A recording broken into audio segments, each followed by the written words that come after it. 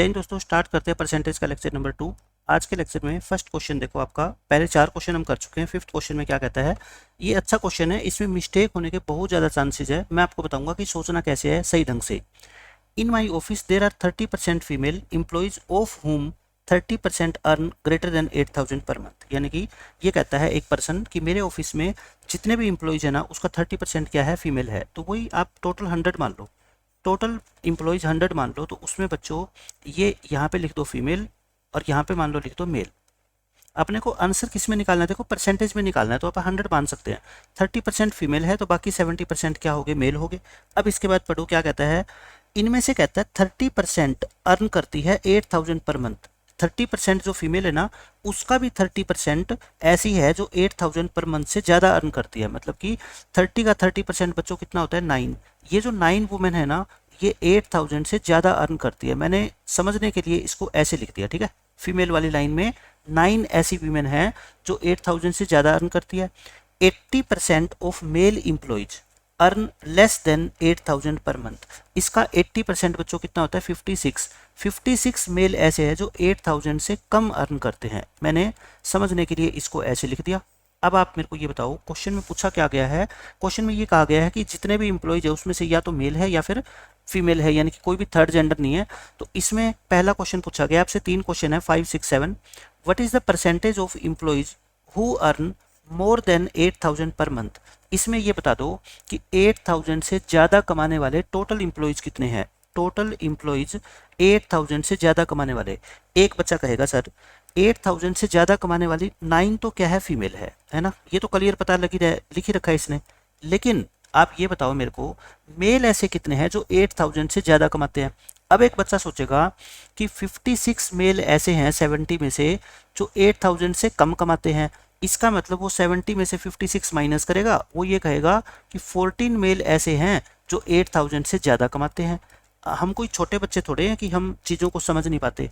ये 8,000 से कम कमा रहे हैं, तो ये जो 14 बच गए ये या तो 8,000 कमा रहे हैं या 8,000 से ज़्यादा। इक्वल भी तो हो सकता है ना, ये 8,000 से कम। तो आपको क्या पता कि ये 14 8,000 से ज़्यादा कमा रहे हैं। कुछ ऐसे पर्सन नहीं हो सकते जो 8,000 एग्जैक्ट 8,000 कमा रहे हो। इसका मतलब क्या आप इस क्वेश्चन में ये पता कर सकते हो कि कितने मेल ऐसे हैं, how many males are earning greater than 8,000। नहीं कर सकते ना, क्योंकि इन 14 में से कितने ऐसे हैं जो एग्जैक्ट 8,000 कमा रहे हैं, ये तो पता ही नहीं अपने को। तो इस क्वेश्चन का आंसर क्या आ जाएगा, कैन नॉट बी डिटरमाइंड। कई बच्चे इस क्वेश्चन का आंसर 23% देते हैं, वो अभी क्योंकि वो ऐड कर देंगे ना, 14 और 9 को ऐड करके 23 लिख देंगे, लेकिन वो तो क्या है, गलत। इसका मतलब आपने वो चीज़ इग्नोर कर दी कि 8,000 एग्जैक्ट 8,000 कितने पैसे कमा रहे हैं, कितने लोग कमा रहे हैं। यानी कि आपने ये सोच लिया अगर 70 में से 56 8,000 से कम कमा रहे हैं तो बाकी 14 लोग 8,000 से ज़्यादा कमा रहे हैं। क्योंकि ये क्या कह रहा है, देखो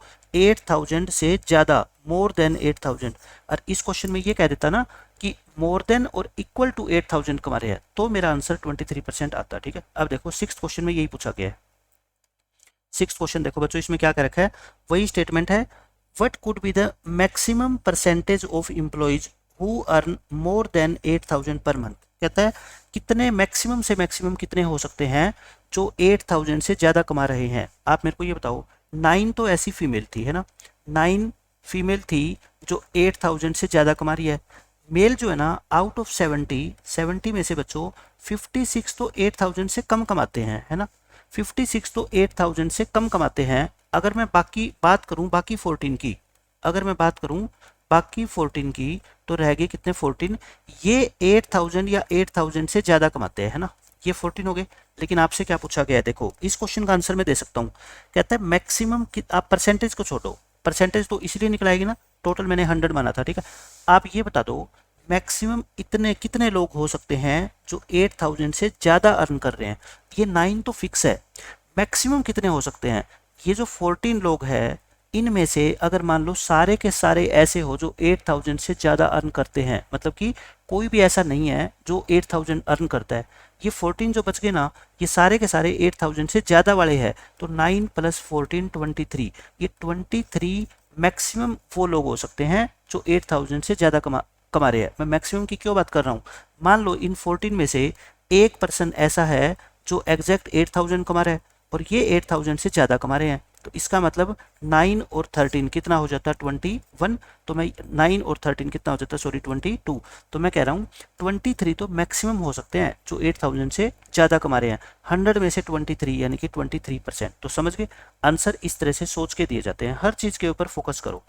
अब इस क्वेश्चन में देखो, ये भी अच्छा क्वेश्चन है। इसमें कहता है what could be the minimum percentage of employees who earn less than 8000। 8000 से जो कम कमा रहे हैं ना, मिनिमम कितने से कितने लोग हैं, बस आप ये सोच लो।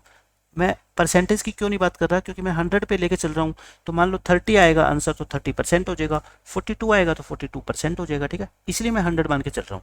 ये बताओ आप मेरे को, इसमें से 9 फीमेल ऐसी है जो 8000 से ज़्यादा कमा रही है, और 56% या 56 मेल ऐसे हैं जो 8000 से कम कमा रहे हैं। आप ये बताओ मेरे को कि आपसे पूछा क्या गया है 8000 से कम, यानी कि ये तो फिक्स है ही है, ये 56 लोग तो फिक्स है 8000 से कम कमा रहे हैं, नो डाउट। लेकिन बच्चों आपसे पूछा है कम से कम कितने लोग ऐसे हैं जो 8000 से कम कमा रहे हैं। मैं कहता हूँ मेरे को ये तो पता है कि ये तो कमाते ही कमाते हैं 8000 से कम। अब ये 9 फीमेल थी, टोटल फीमेल कितनी थी बच्चों 30 में से 9 8000 से ज़्यादा कमा रही है, तो बाकी 21 जो फीमेल है बच्चों वो क्या कमा रही है, वो लेस देन और इक्वल टू 8000। इन 21 में से हो सकता है सारी की सारी 8000 कमा रही हो, या हो सकता है 3 8000 कमा रही हो, बाकी 18 8000 से कम कमा रही हो, कितना भी हो सकता है ना। लेकिन मिनिमम ऐसे कितने हैं जो 8000 से कम कमा रहे हैं, मैं कहता हूँ 56 तो मिनिमम है ही है। आप कह रहे हो सर मिनिमम क्यों, इसमें से भी तो कुछ होंगे, मैं कहता हूँ बिल्कुल होंगे। मैं 21 को मान लो एक 5 ले लेता हूँ और एक 16 ले लेता हूँ, ये तो कमाते हैं एग्जैक्ट 8000 और ये कमाते हैं 8000 से कम, है ना। तो फिर आपको 8000 से कम वाले चाहिए, तो इसमें ये 16 भी इंक्लूड हो जाता, यानी 56 प्लस 16 72, तो मेरा आंसर 72 आ जाता। लेकिन मैं बात कर रहा हूँ किसकी, मिनिमम की। मिनिमम तो इतने कमाएंगे ना, मैक्सिमम कैसे कह सकता हूँ। हो सकता है बच्चों कि 21 की 21 फीमेल ऐसी है जो 8000 कमा रही है, तो फिर इसमें से तो एक भी नहीं आई, तो कम से कम 56 लोग तो इस ग्रुप में आएंगे ना जो मिनिमम 8000 से कम जो कमा रहे हैं। तो क्वेश्चन पूछने वाले का भी स्टाइल है ना, मिनिमम पूछा है इसने, मैक्सिमम थोड़े पूछ सकता है। मैक्सिमम कैसे पूछ सकता है, पूछ ही नहीं सकता वो, ठीक है, ये हो जाएगा आपका। अब देखो 8th क्वेश्चन, ये वेन डायग्राम का इंपॉर्टेंट क्वेश्चन है। ये कोई इतना इजी क्वेश्चन नहीं है कि जैसे 11th क्लास में वेन डायग्राम का क्वेश्चन बच्चे सोल्व करते हैं। एक तो इसके अंदर ये चीज़ आप इंपॉर्टेंट नोट कर लो, जब मैंने पूरा परसेंटेज पढ़ाया है उसमें वेन डायग्राम में ये कॉन्सेप्ट बहुत अच्छे से मैंने समझाया है कि जो कॉमन दोनों, मान लो 2 सब्जेक्ट है, कुछ बच्चे फिजिक्स में पास हुए, कुछ केमिस्ट्री में पास हुए, दोनों के अंदर मान लो 40% पास हुए, तो आपको किन स्टूडेंट की लिस्ट निकालनी होगी, पास वाले की। अगर फेल वाले की दे रखी है तो उसको किस में कन्वर्ट करोगे बच्चों, पास में। जैसे मैं कहूँ फिजिक्स में फेल हुए हैं 10% बच्चे, तो यानी बाकी 90% बच्चे क्या हुए होंगे, पास हुए होंगे, ठीक है। तो ये आपको कॉन्सेप्ट मेरा ध्यान रखना है। अब देखो क्वेश्चन, इस क्वेश्चन में क्या कहता है, 600 स्टूडेंट थे एक स्कूल के अंदर, उन्होंने टेस्ट दिया फिजिक्स और केमिस्ट्री का, यानी कि सभी ने फिजिक्स का भी टेस्ट दिया और सभी ने केमिस्ट्री का भी टेस्ट दिया। 35% स्टूडेंट फेल हो गए किसमें, फिजिक्स में, 45% स्टूडेंट फेल हो गए किसमें, केमिस्ट्री में। यहाँ पे लिख दो बच्चों फिजिक्स और यहाँ पे लिख दो केमिस्ट्री, यहाँ पे लिख दो क्या, फेल। आप टेबल बना लो, 30% फिजिक्स में फेल हो गए और 45% इसमें फेल हो गए, तो एक बात बताओ पास कितने कितने हो गए। अभी मैं बताऊंगा पास क्यों निकाल रहा हूं मैं, आगे जरूरत पड़ेगी। अब देखो ये कहता है, यहाँ पे ये लाइन पढ़ो, अब अंडरलाइन कर लो इसको, 40% of those who passed in chemistry.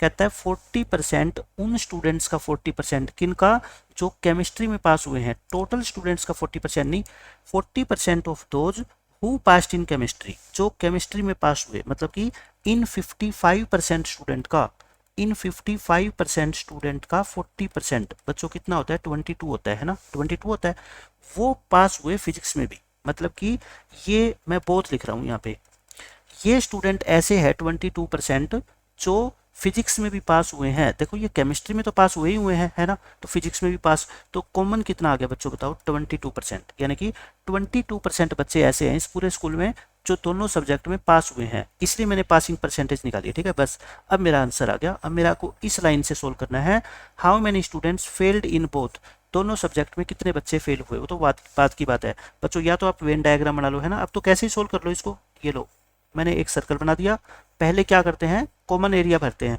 Common यानी कि मैं पास वाले का वेन डायग्राम बना रहा हूँ, ठीक है, पास का कॉमन कितना है 22, ये फिजिक्स है, ये केमिस्ट्री है। फिजिक्स में टोटल कितना था बच्चों पास 65 था, 65 में से 22 तो माइनस ही कर दो, है ना, इसके अंदर आ गई ये, तो ये कितना आ गया 43। यहाँ पे 55 था, 55 में से 22 माइनस करोगे कितने आ गए 33। जो एटलीस्ट एक सब्जेक्ट में पास हुए हैं वे कितने बच्चे हो गए, ये सारे बच्चे हो गए ना। ये सारे बच्चे ऐसे हैं जो एटलीस्ट एक सब्जेक्ट में पास हुए हैं, तो 2% जो बच्चे रह गए वो क्या है, वो दोनों सब्जेक्ट में फेल हुए होंगे। भाई 98% बच्चे, या आप सीधा ही कर लो, इन दोनों को ऐड करके और इसमें से कॉमन माइनस कर दिया करो, है ना, कितना आएगा 98। यानी कि 98% बच्चे ऐसे हैं जो कम से कम एक सब्जेक्ट में तो जरूर पास हुए हैं। इसका मतलब 2% स्टूडेंट ऐसे हो गए जो किसी सब्जेक्ट में पास नहीं हुए, तो वो इन दोनों सर्कल से बाहर बैठेंगे। बाहर बैठेंगे 2%, 2% स्टूडेंट कितने का 600 का, 600 का 2% कितना होता है बच्चों 12। 12 स्टूडेंट इस क्वेश्चन का क्या आएगा आंसर, जो कहीं नहीं है, नन ऑफ दीज आपका आंसर आएगा। अच्छा क्वेश्चन था, लेकिन आपको समझना है, एक तो स्टूडेंट यहाँ गलती करते हैं, वो कॉमन जो है ना 40% ले लेते हैं, लेकिन बच्चों कॉमन 40% नहीं है। 40% उन बच्चों का जो केमिस्ट्री में पास हुए हैं वे फिजिक्स में भी पास हुए हैं। तो केमिस्ट्री में तो टोटल स्टूडेंट्स का सिर्फ 55% ही पास हुए हैं, तो 55% का भी 40% यानी कि 22% है ना। कैसे निकाला मैंने 55 का 40%, ऐसे निकालते हो, तो ये 20 पे काटोगे 2 5 और 11 11 2 जा 22, ऐसे आ जाएगा। ठीक है, तो मिलते हैं नेक्स्ट लेक्चर में, बाय बाय, जय हिंद।